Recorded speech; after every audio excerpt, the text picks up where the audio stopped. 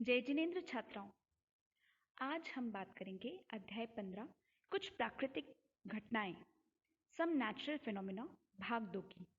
इस भाग में हम सीखेंगे तड़ित यानी लाइटनिंग क्या है, तड़ित से सुरक्षा कैसे की जाती है, तड़ित चालक क्या कहलाता है, भूकंप क्या है, भूकंप के क्या कारण है, भूकंप से सुरक्षा कैसे की जाती है और भूकंप से बचाव कैसे संभव है। तो बच्चों, आपने सीखा कि वस्तु को कैसे आवेशित करते हैं तथा उस आवेशित वस्तु की पहचान कैसे करते हैं।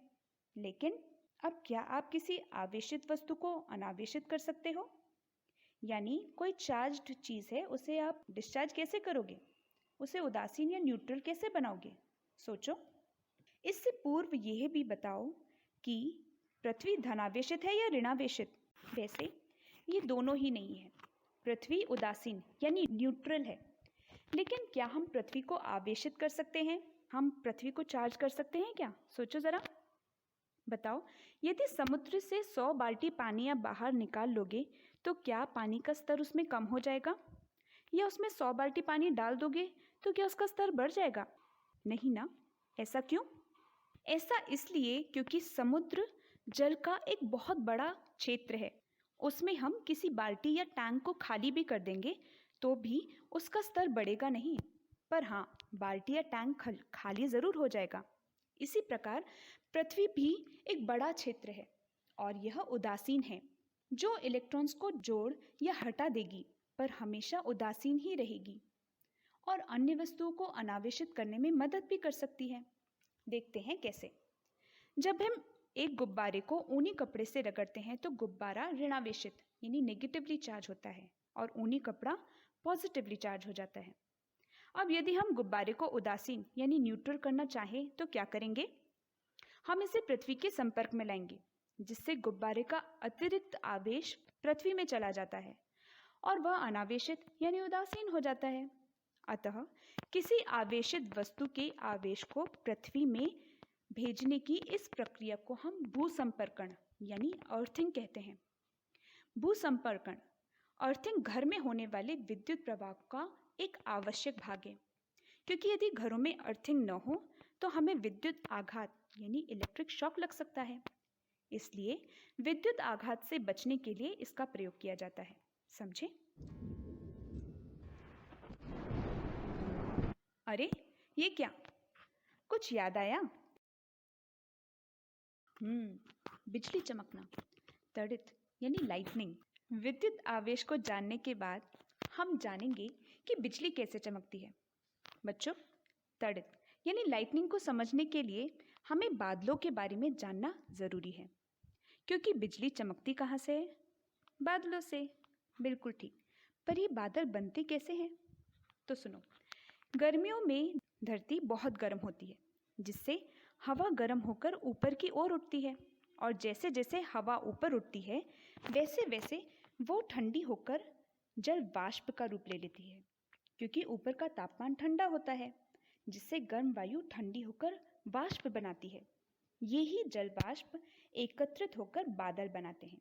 इसी प्रकार लगातार अधिक से अधिक गर्म हवा ऊपर उठती है और ठंडी होकर बादल में बदल जाती है, जिससे बादल बड़ा होते जाता है और बादल के ऊपरी सिरे का तापमान कम होता है।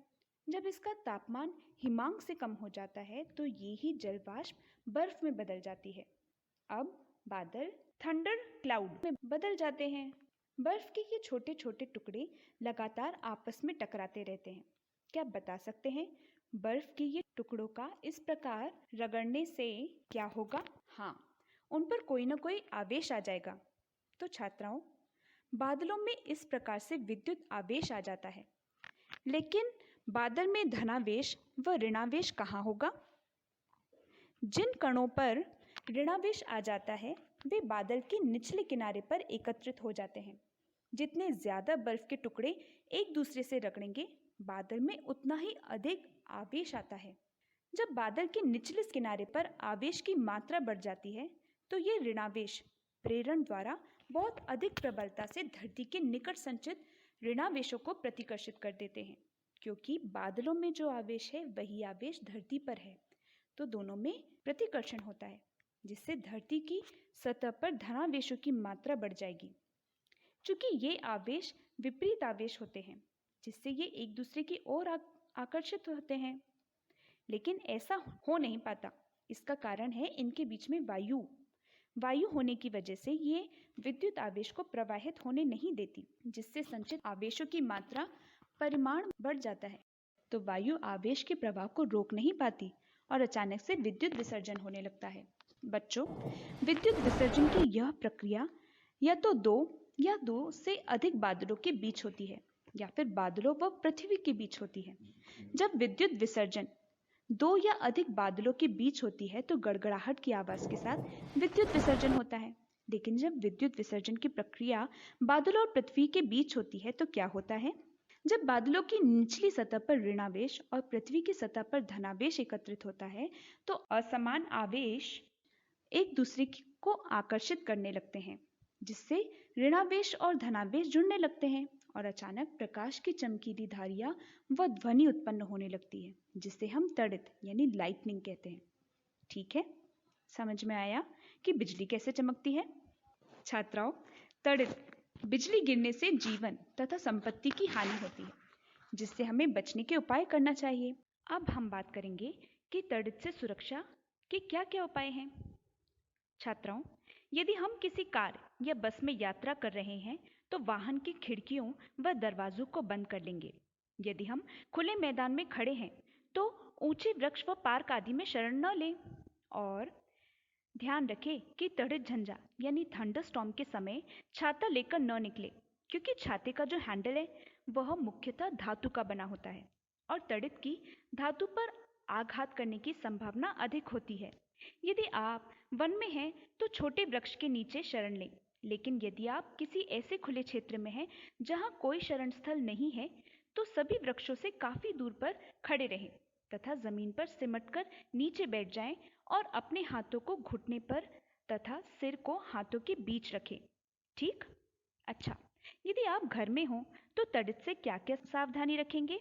सुनो, यदि आप घर में हो तो टेलीफोन के तारों, विद्युत तारों व धातु के पाइपों को न छुएं, क्योंकि तड़ित इन पर आघात कर सकती है। ऐसे समय में मोबाइल फोन अथवा बिना डोरी वाले फोन का उपयोग करें। एक बात और ध्यान से सुनो कि तड़ित यानी लाइटनिंग के समय कंप्यूटर, टीवी आदि जैसे विद्युत उपकरण के प्लग को सॉकेट से निकाल देने चाहिए तथा बल्ब या ट्यूबलाइट को जलाकर रख सकते हैं। इनसे कोई हानि नहीं होती। तड़ित से सुरक्षा का सबसे अच्छा उपाय है घरों में तड़ित चालक यानी लाइटनिंग कंडक्टर लगवाना। अब ये तड़ित चालक क्या है? तो बच्चों, तड़ित चालक एक ऐसी युक्ति है जिसका उपयोग भवनों को तड़ित के प्रभाव से बचाने के लिए किया जाता है। किसी भवन के निर्माण के समय उसकी दीवारों में उस भवन की ऊंचाई से अधिक लंबाई की धातु की छड़ लगा दी जाती है।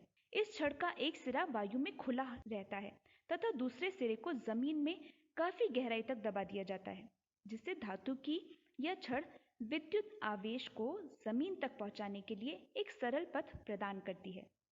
ठीक है, समझ में आया? तो इस प्रकार तड़ित चालक तैयार हो जाता है।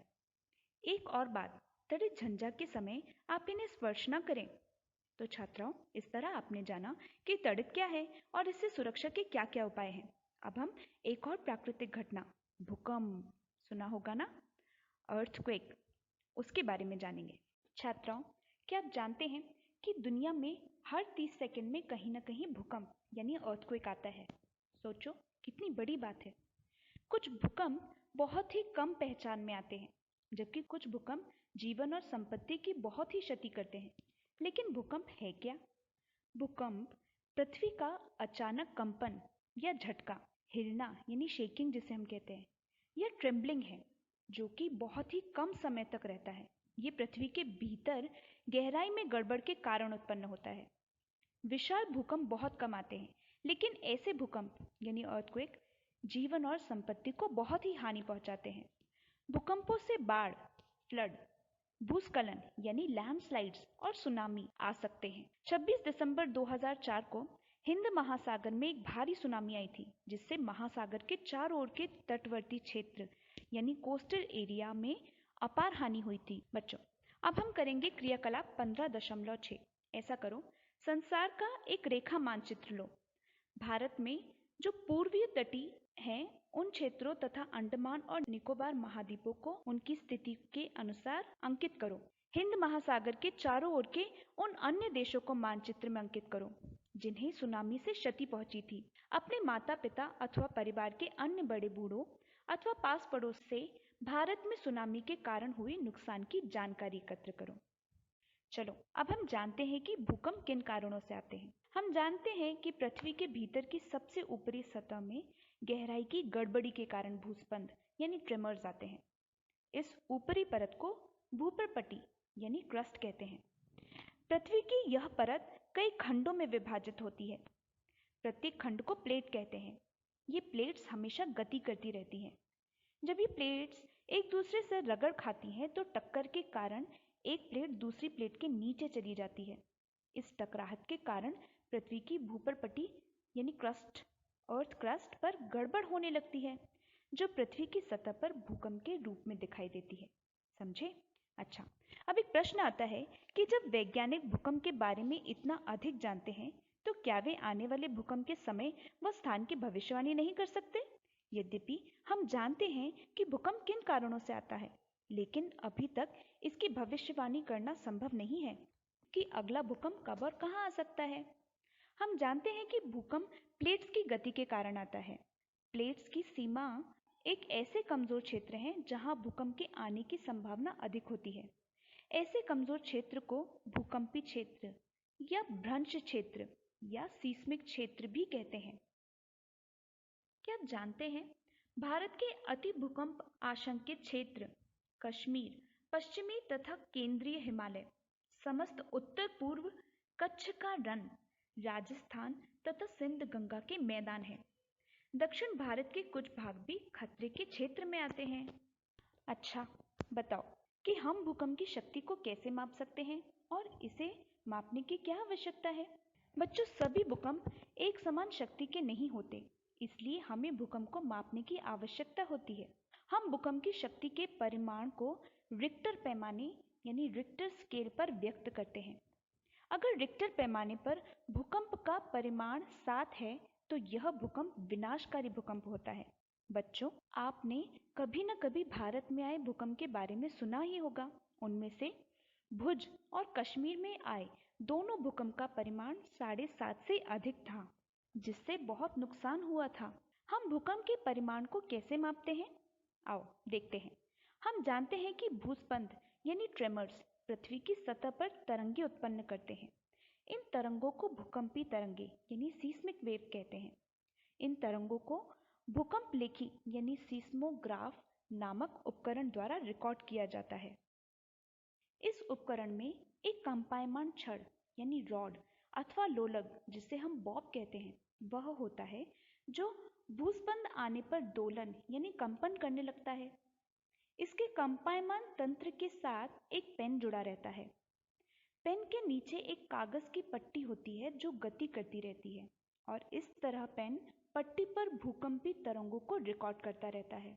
इन तरंगों का अध्ययन करके वैज्ञानिक भूकंप का संपूर्ण मानचित्र बना सकते हैं। इस तरह से ये भी अनुमान लगा सकते हैं कि भूकंप की क्षति या नुकसान पहुंचाने की क्षमता कितनी है। बच्चों, वैसे तो बहुत से पैमाने बने हैं, पर ये रिक्टर पैमाना अन्य पैमानों यानी अन्य स्केल्स की तुलना में काफी भिन्न होता है। ये अन्य स्केलों की तरह रैखिक नहीं होता। इस स्केल पर 2 यूनिट का बढ़ना मतलब है कि 1000 गुना अधिक विनाश। समझे? चलो, अब हम ये जान चुके हैं कि भूकंपों की भविष्यवाणी नहीं की जा सकती तथा हमने ये भी देखा कि भूकंप अत्यंत विनाशकारी होते हैं, इसलिए हमें इनसे बचने के लिए सावधानी रखनी होगी। लेकिन हम क्या क्या सावधानी रख सकते हैं? आओ समझते हैं। हमने देखा कि भूकंप से बिल्डिंग नष्ट हो जाती है, इसलिए इन क्षेत्रों के भवनों का डिजाइन ऐसा बनाएं कि बड़े भूकंपों के झटकों को भी वे सह सके, जिससे कुछ हद तक भूकंप से बचाव किया जा सकता है। कुछ क्षेत्रों में दूसरे क्षेत्रों की अपेक्षा भूकंप आने की आशंका अधिक रहती है। ऐसे क्षेत्रों को सीस्मिक जोन कहते हैं। तो इन जगहों पर भवन बनाते समय सावधानी रखना बहुत आवश्यक है कि हम भूकंप रहित घर बनाएं। सबसे पहले हमें भूकंप की डिजाइन को चेक करने की आवश्यकता है। हमें भवन बनाने से पहले किसी योग्य आर्किटेक्ट और इंजीनियर से परामर्श करना आवश्यक है। इस संबंध में केंद्रीय भवन अनुसंधान संस्थान यानी सेंट्रल ब्यूरो रिसर्च इंस्टीट्यूट, जिसे हम CBRI कहते हैं, रुड़की ने भूकंप प्रतिरोधी मकान बनाने के लिए कुछ जानकारी विकसित की है। दूसरा कारक है भवन निर्माण में आवश्यक सामग्री, यानी सीस्मिक जोन में भूकंप काफी तीव्र आवृत्ति यानी बहुत तीव्र फ्रीक्वेंसी से आते हैं, जिससे लोहा, कंक्रीट व कांच नष्ट हो जाते हैं तथा इनसे लोगों को भी हानि होती है।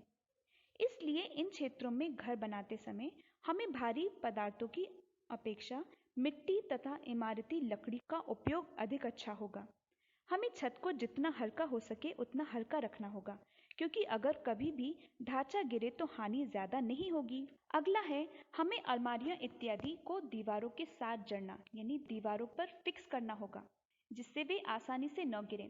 हमें यह भी ध्यान रखना होगा कि दीवार घड़ी, फोटो फ्रेम, जल तापक जिसे हम गीजर कहते हैं आदि को दीवार पर कहाँ लटका सकें, ताकि भूकंप आने पर ये लोगों के ऊपर न गिरें। अपने घर के चारों ओर चेक करें, देखें कि कौन सी वस्तुएं भूकंप के समय गिर सकती है, उन्हें व्यवस्थित दीवार पर लटकाएं। बच्चों, भूकंप आने पर कभी कभी शॉर्ट सर्किट की वजह से इमारतों में आग लग सकती है, इसलिए हमें ध्यान रखना होगा कि भवन, बड़ी इमारतों में अग्निशमन यंत्र व इमरजेंसी एग्जिट अवश्य हो। समझे? अब हम बात करते हैं कि हम अपने आप को भूकंप से कैसे सुरक्षित रख सकते हैं। जब भूकंप के झटके लगे तो उस स्थिति में हम अपने आप को कैसे बचाएंगे? यदि हम घर में हैं तो पहले कोई सुरक्षित स्थान ढूंढना होगा तथा ऊंची एवं भारी वस्तुएं जैसे अलमारी, झूमर आदि से दूर रहो, ताकि वो हम पर न गिरे। तथा भूकंप के वक्त मेज के नीचे आश्रय ले लो, सबसे उत्तम है। तथा तब तक वहां से न निकले जब तक कि झटके रुक न जाएं। यदि आप बिस्तर पर हैं तो उठे नहीं और अपने सिर को तकिए से ढक लें। इस प्रकार हम अपने आप का घर में बचाव कर सकते हैं। यदि हम घर से बाहर हैं तो हमें ऊंची व भारी वस्तुएं जैसे वृक्ष, इमारत, खंबे और ऊपर जाती विद्युत लाइनों से दूर रहना होगा। एक खुले स्थान की खोज करें और धरती पर उल्टे लेट जाएं। यदि आप किसी कार अथवा बस में हैं तो बाहर न निकलें और ड्राइवर से कहें कि वह कार को धीरे धीरे चलाकर किसी खुले स्थान पर पहुंचकर रुकें और तब तक आप बाहर न आएं जब तक भूकंप के झटके न रुक जाएं। इस प्रकार आप अपनी सुरक्षा कर सकते हैं। तो बच्चों, इस भाग में हमने जाना कि तड़ित यानी लाइटनिंग क्या कहलाती है, तड़ित चालक क्या कहलाता है, वह तड़ित से सुरक्षा हम कैसे कर सकते हैं, भूकंप क्या है, भूकंप के क्या कारण हैं, वह भूकंप से हम सुरक्षा व बचाव कैसे कर सकते हैं। इस पाठ को ध्यान से पढ़ो। तब तक के लिए जय जिनेंद्र।